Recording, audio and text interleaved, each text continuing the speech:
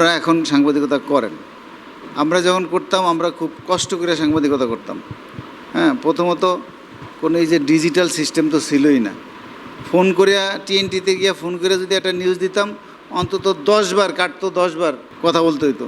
কারণ এর আগে ওরা ঘুরে ঘুরে ধরিয়া দিত, একটু পরে কেটে যেত।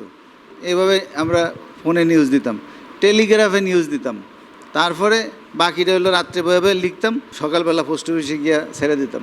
আমাদের সাংবাদিকতা ছিল সেই সময়। তারপরও আমরা আল্লাহর রহমতে যথেষ্ট সুনাম অর্জন করছি এই জন্য যে নিরপেক্ষভাবে স্বচ্ছতার সাথে কাজ করছি। আমি ধন্যবাদ জানাই মঞ্জুকে আমাকে ডাকার জন্য, আমাকে সম্মানিত করার জন্য, তার নিউজ 24-এর সাফল্য কামনা করে এবং আপনাদের সকলের প্রতি কৃতজ্ঞতা জানিয়ে। আমাদের নিউজ 24 গৌরবের 11 বছর। আমরা চেষ্টা করছি নিউজ 24-এর মাধ্যমে ভোলার যত খবর আছে মানুষের দুঃখ দুর্দশা তুলে ধরার জন্য এবং ভোলার উন্নয়নের জন্য আমরা কাজ করতেছি। আর আপনাদের সকলের সহযোগিতায় সামনে আরও ভালো কিছু করবে ইনশাল্লাহ, যদি সবাই সহযোগিতা করেন। আমাদের প্রত্যাশা থাকবে আপনাদের প্রতি। আর কৃতজ্ঞতাটা এই জন্য জানাইছি যে এই নিউজ 24, বাংলা নিউজ 24, কালের কণ্ঠ, বাংলাদেশ প্রতিদিন, ডেইলি সান, এই পত্রিকাগুলোতে আমি কিন্তু প্রথম কাজ করতাম, প্রথম থেকেই।